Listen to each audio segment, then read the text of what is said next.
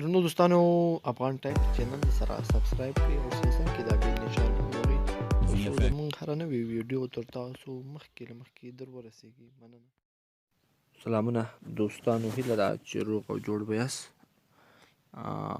تاسو ګورئ همدا مهال افغان ټایپس چینل چې زه زاهد ستاسو درانه حضور ته وړاندې کوم. درنو دوستانو، په نوې ویډیو کې به موږ تاسو ته دا طریقه وښایو چې څنګه کولی شو د یوټیوب چینل لپاره انټرو یا شروع کیدونکې ویډیو په ښایسته ډیزاین باندې چې جوړوي هغه جوړه کړو. نو درنو دوستانو، د ویډیو د شروع کیدلو څخه دمخه موږ زموږ چینل نه وي سبسکرایب کړی، سبسکرایب یې کړئ او ورسره څنګ د بیل نشان هم ووهئ تر څو زموږ هره ویډیو تر تاسو د مخه در ورسیږي.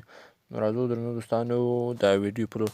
درنو دوستانو، تاسو به لومړی پلی سټور ته لاړ شئ. کله چې تاسو پلی سټور ته لاړئ نو دلته به یو اپلیکیشن ده چې هغه ډاونلوډ کړئ.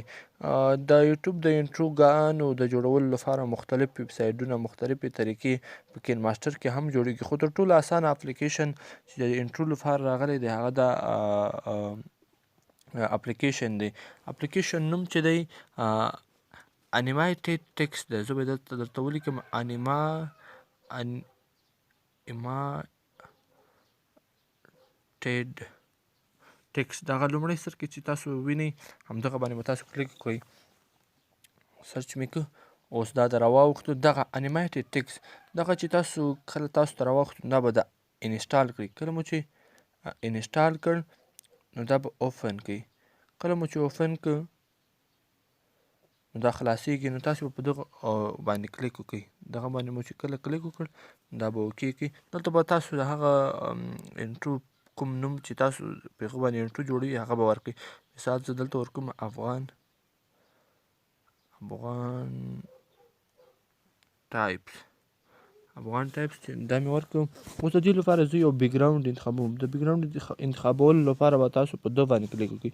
کله مو چې په دې کلیک وکړ هلته به تاسو د ګالري نه یو انځور راواخلئ بیکګراوند. زه د دې لپاره دا بیکګراوند راخلم. دا مې راواخیسته. اوس زه دغه ویډیو ګورم چې څنګه ماته جوړه شوې ده که نه. نو دا ویډیو ماته جوړه شوې ده د افغان ټایپس په نامه. اوس دې کې زه نور ایډیټینګ یا سیټینګ نور هم کولی شم. په مختلف ډیزاینو باندې جوړوم دغه انټرو. دغه ایډیټینګ ده په دې ډیزاین باندې موږ دا ویډیو جوړولی شو په دې باندې په دا رقم. اوس د دې بیکګراوند کې هم تغیرات راوستلی شو چې هغه باندې دغه باندې به کلیک کړو. مثال په دې دا رنګ دا رقم. نو دا ویډیو دا انټرو موږ جوړ کړه. اوس دا موږ غواړو دغه انټرو چې ده دا موږ ثبت کړو. نو تاسو به په دغه صحیح علامه باندې کلیک وکړئ. کله مو چې په دې علامه باندې کلیک کړو نو دلته به تاسو په دغه سیو از دې ویډیو باندې به کلیک وکړئ. کله مو په دې باندې کلیک وکړ دا ویډیو به دغه سرکل چې کله سر ته ورسېد نو دا ویډیو به تاسو سره ثبت شي.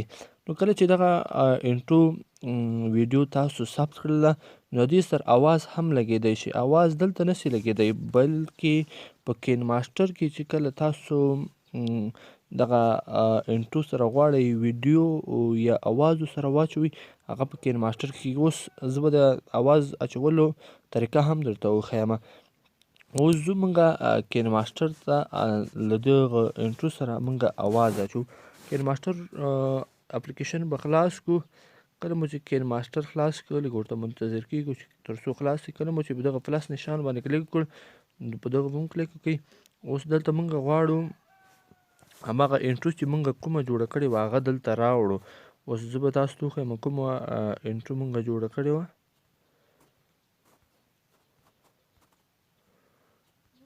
زه به دلته هغه انټرو وګورم چې کومه انټرو اوس موږ جوړه کړو. دغه انټرو موږ جوړه کړله.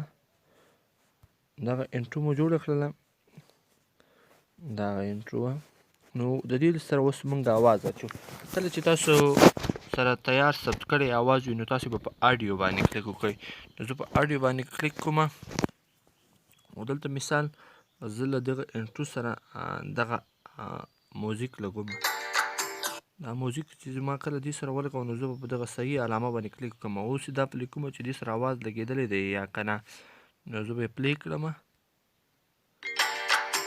دا د دې سره دا اواز لګېدلی دی. نو دا وه درنو دوستانو د انټرو د جوړولو ویډیو چې ما زاهد ستاسو درانه حضور ته وړاندې کړل. که ویډیو مو خوښه شوې وي د سره لایک کړئ او نورو دوستانو سره یې هم شریکه کړئ. مننه.